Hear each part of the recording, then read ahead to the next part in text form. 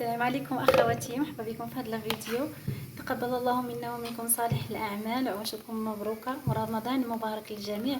بغيت نشارك معكم البنات هذه الحسوه ديال الشعير اللي كتجي رائعه الصراحه وزوينه بالنسبه للمصار ديال الصائم، حيت كتصبقوها مع شويه ديال التمر كتجي صراحه زوينه. المهم اول حاجه البنات خديت شويه ديال الرز، درتو شويه ديال الماء حتى طبخ. ها هو الرز البنات ملي طبخ وطاب شديت البنات الدقيق وخويت عليه شويه ديال الماء في هكايا في واحد الاناء وخويته فوق هذا الرز وكنحرك مع التحرك مزيان.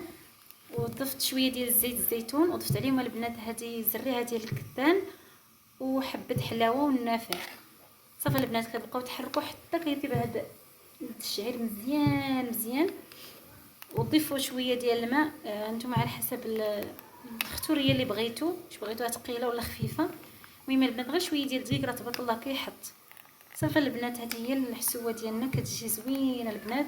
بالنسبه لبنات الشعير انايا غاسله وطاحناه في المطحنه وهكايا كنخوض به كالحريره.